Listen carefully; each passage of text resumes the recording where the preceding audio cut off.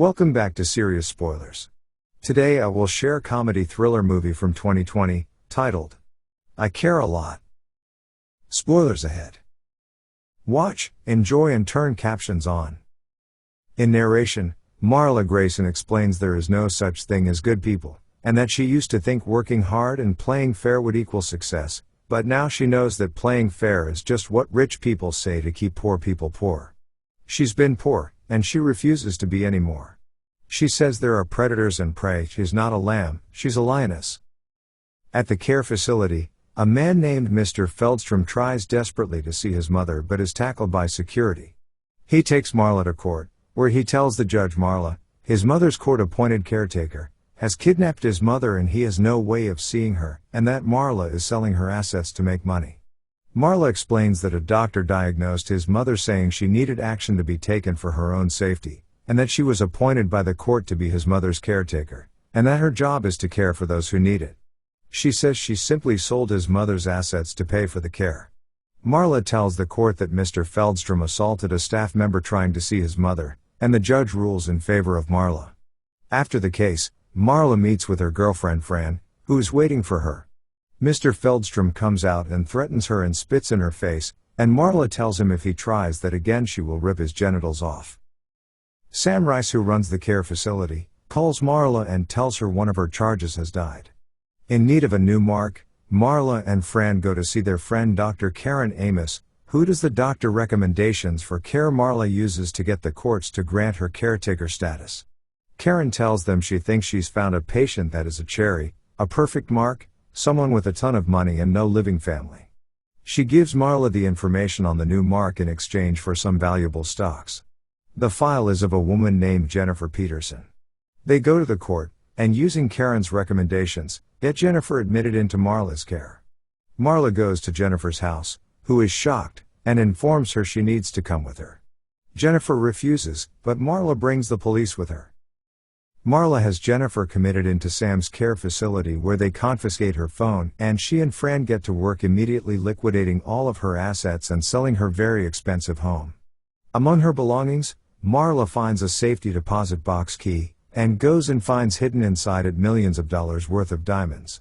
She later tells Fran that they weren't listed on the safety deposit box insurance, and therefore no one will miss them. Fran wonders what the origin of them is. While Fran is overseeing work at Jennifer's house, a taxi driver, Alexei, arrives to pick up Jennifer and is shocked when she isn't there. Alexei goes to see his boss, Roman Lunyov, a former Russian mob boss, who threatens to kill him if he doesn't find out what has happened to Jennifer, who is his mother. Alexei later brings Roman information on Marla. Marla arrives at work and finds attorney Dean Erickson waiting for her. He explains he represents Jennifer and that Jennifer does not need to be in care. Dean cuts through the bullshit and says he knows all about Marla's scam, and that he doesn't care at all about it and she can continue as she pleases, but Jennifer is off limits. He tells her if Jennifer isn't released, things will become very uncomfortable for her. She demands to know who he works for. He opens a briefcase and offers her $150,000 in cash. Marla says she must be worth more than that and they haggle back and forth, but Marla refuses Dean's offer. Dean tells her she's going to regret this decision very soon. Later, Fran is nervous, and tells Marla maybe she should have taken the money. Marla goes to the facility, where Jennifer, who has been upset and demanding to be released, has been put on a ton of meds by the staff. Marla talks to Jennifer and wants to know what is going on, and Jennifer tells her she's in trouble and that he is coming. Marla asks her who she is, and Jennifer says the biggest mistake she'll ever make. Jennifer refuses to tell her anything until she gets her cell phone back.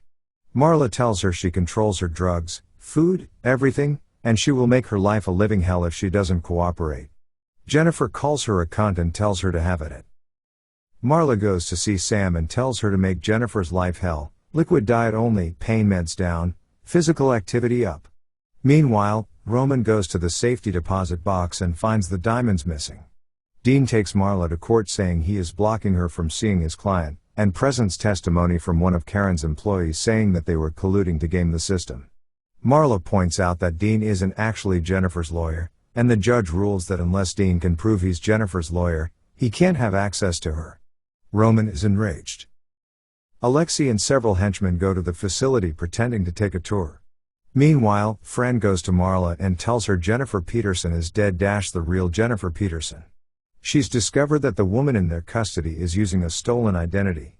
On the tour, Alexei asks Sam if they can stop by and visit their friend Jennifer Peterson, and when Sam says he'll call Jennifer's guardian and ask, Alexei tases him and they begin searching the facility for her. The henchmen get into a shootout with a guard, but Alexei reaches Jennifer, who is relieved to see him, and begins taking her out of the facility. When they exit, Fran puts a bag over his head and Marla hits him in the stomach with a bat. The police apprehend him. Jennifer tries to flee, but the staff takes her back into custody as Roman watches from his car. The police detective tells Marla and Fran that Alexei is Russian mob thought to have died in a fire with his boss Roman. Roman, furious, sends a hitman to kill Karen. Marla is at the gym when she sees the news about Karen's death on the television. Fran thinks they should pack a bag and run. Marla doesn't want to. Marla goes to see Jennifer and deduces she is Roman's mother. Jennifer tells her if she lets her go now, Roman might let her live. Marla tells her she will never let her go because Roman didn't play by the rules. She says they should try to beat her fair and square in court, not bring guns into a facility or murder one of her friends. She tells Jennifer she will die in the facility alone, and Jennifer attempts to strangle her. Marla shows security footage of this incident to the judge and has Jennifer committed to a higher security psychiatric facility. Marla goes to see a contact about fencing the diamonds while Fran packs bags for them. In the parking garage, a woman shoots Marla with a tranquilizer dart and kidnaps her. Fran returns home to get their passports and finds the home being ransacked. The henchmen attack and begin beating her up. Marla wakes up tied to a chair in front of Roman. He demands to know the location of his diamonds. He presents her with footage of her mother, and says he will kill her as well. Marla says she doesn't care. Marla says she knows who he is and that she knows he faked his death and set his mother up with a new identity. Marla says for $10 million she will give him the diamonds and release his mother. He orders his men to kill her. They drug her unconscious and put her in her car with a bottle of booze, then let the car drive itself into a lake. Marla wakes up and manages to get out of the car before drowning, and pulls a tooth out of her mouth. She stops at a gas station to get a change of clothes and returns home and finds the gas dials all turned on and Fran bloody and beaten on the floor, but alive. She gets Fran out of the building before it explodes. She gets her tooth replaced while Fran recuperates, and the next day tells Fran she's willing to run with the diamonds, but if they do they'll always be looking over their shoulders. She thinks they should take the fight to Roman. Using the license plate number of the car she saw when Roman kidnapped her, Fran and Marla track down Roman's driver and follow him until he goes to pick up Roman. Marla, wearing a disguise, enters the garage, tases his guards, then injects Roman with a drug that knocks him out. She and Fran strip him naked and leave him in the street overnight, where he is discovered the next morning by a jogger. He wakes up in the hospital with Marla at his side. She explains that without an identity, he was named a John Doe and put under Marla's care. She tells him she owns him and can do whatever she wants with him, so he should wire her the $10 million she asked for. Later, Marla says in exchange for the $10 million she will give him the diamonds and her mother. Roman agrees, but then suggests another idea. They go into business together. He's impressed with her grift but thinks it is small potatoes. He proposes a countrywide grift, a countrywide corporation of care services with multiple arms with thousands of guardians and hundreds of thousands of clients. He suggests together they'll make millions together.